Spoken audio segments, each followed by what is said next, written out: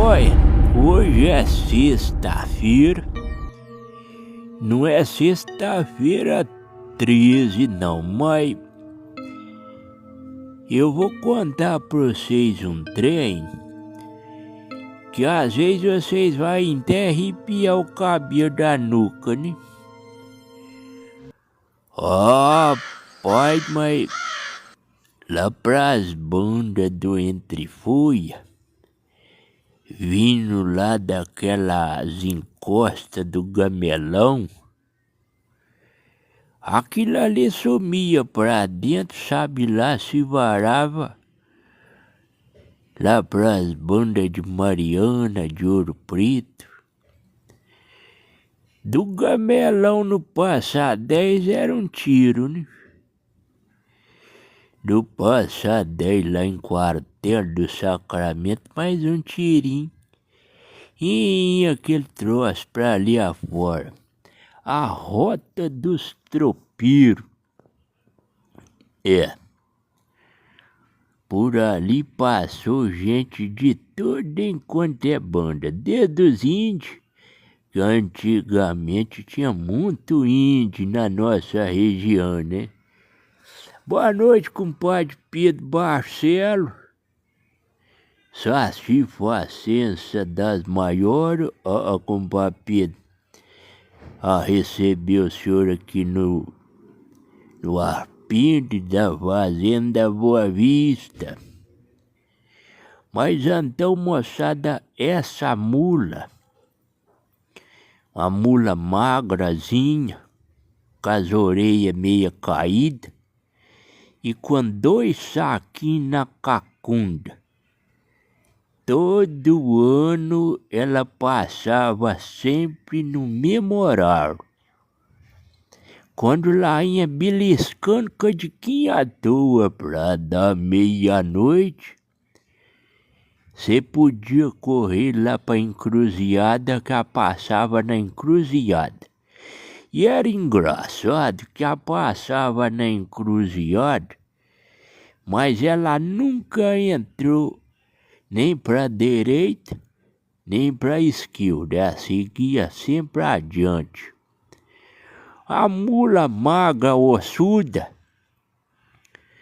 e você não via essa mula parar para comer uma moitinha de capim, você não via essa mula fazer hora para as estradas fora.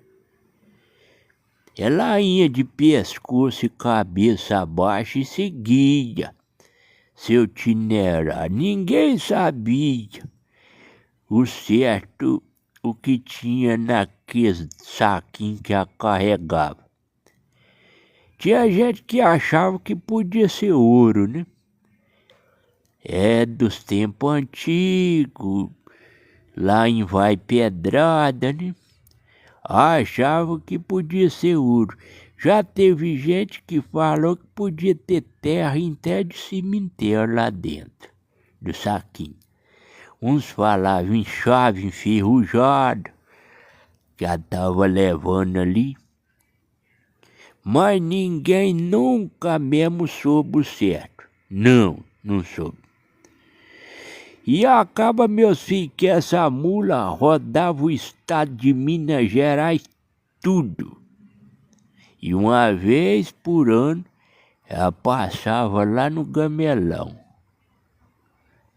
Quase beliscando à meia-noite, ela passava lá.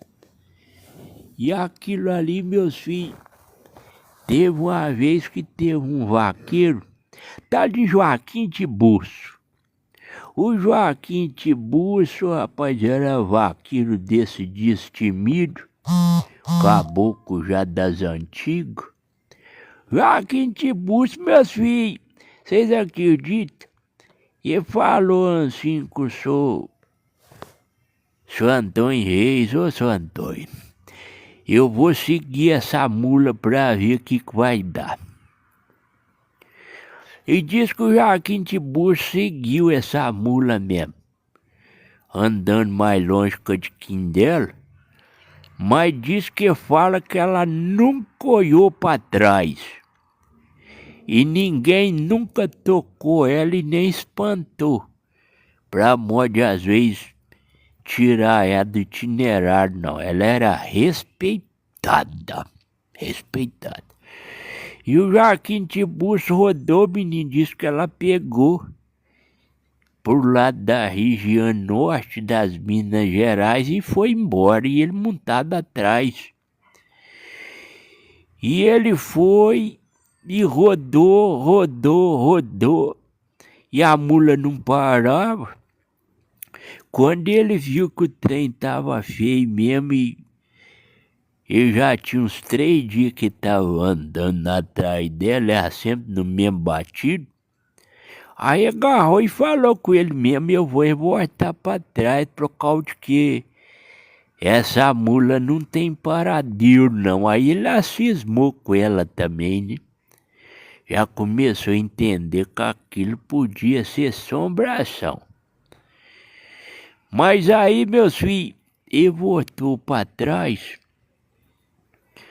E quando foi mesmo sempre na ocasião que ela passava, igual cometa Halley, né? Igual a lua. A lua não sai de um lado e caminha e faz o mesmo trajeto e bate da outra banda? Pois então, essa mula também era assim. E quando o menino dava na ocasião dela passar, cachorro não latia, não. Não. Quando os cachorros viam que ela apontava lá no tupete do morro em Lainha descendo a ribeira, os cachorros, menino, entravam por debaixo do suar e coreia abaixo. E canhão, aquele negócio, e ficava murchinhozinho, até tremendo, né?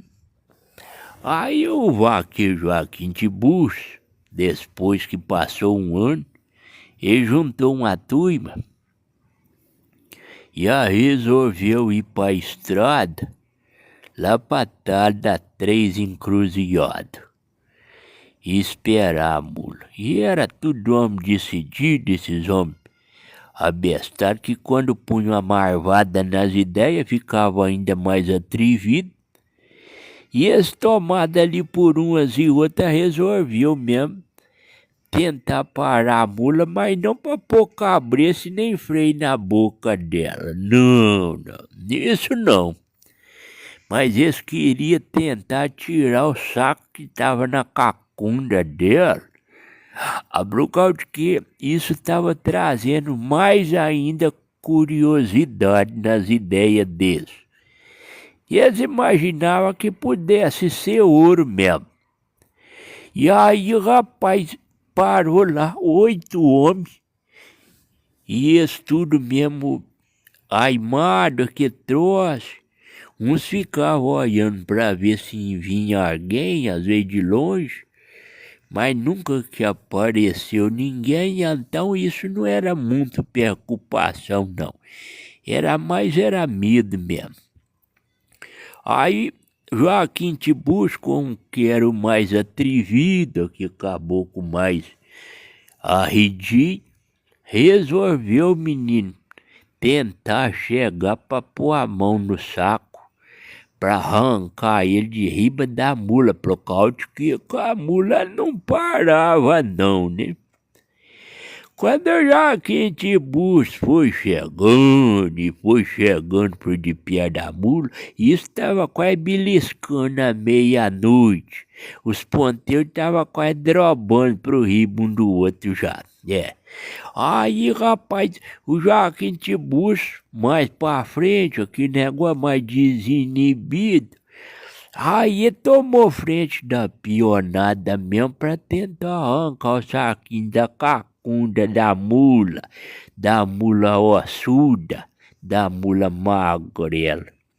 Ô, menino, mas em antes que ele não tivesse feito isso. Quando o Joaquim Tiburcio, menino, ele caminhou, que ele levou a mão mesmo, parece que ele chegou a entebanar a mão no saco mesmo. Mas nem sentiu o volume dele, que sentiu não. Ele tomou uma descarga Se fosse coice, ainda tava bom. Podia ter sido coice, né, com os 2 pés. Mas não. Ele tomou uma carga de um negócio tipo um choque, menino, tipo um relâmpago. E o Joaquim Tiburcio voou uns 3 metros para trás, que aquilo caminhou para o corpinho dele lá fora. E quando ele caiu no chão, ele caiu desacordado mesmo. Vocês acreditam que o Joaquim Tiburcio, assim que caiu no chão, levantou um poeirão para riba? Quando aquele poeirão foi acarmando, e a mula seguiu viagem. A mula não parou não, senhor, seguiu viagem. Rapaz, quando a poeira foi carmando, vocês acreditam que o Joaquim Tiburcio estava, mas que estava mesmo desacordado de tudo? Zuíno depregou, rapaz, e não teve recurso com ele. E o cabelo dele branqueou tudo de uma vezada só. O povaré cismou com aquilo, hein? E o povaré cismou com aquilo, teve medo de pôr mão nele por causa de que o povo antigo sempre tinha muito receio dessas coisas. Então não puseram mão nele não. Não puseram mão nele não. Aí no outro dia, eles deixaram ele lá no cantinho da estrada, nas 3 encruzilhadas. No outro dia, o Joaquim Tiburcio foi acordando devagariquinho, Aí viu os moços sentados em redor dele lá. E ele foi acordando e banando a poeira, né? Que tava tudo empoeirado ainda, arrancando a poeira dos olhos. Aí, meus filhos, o povaré perguntou ele, mas o que foi que sucedeu com você?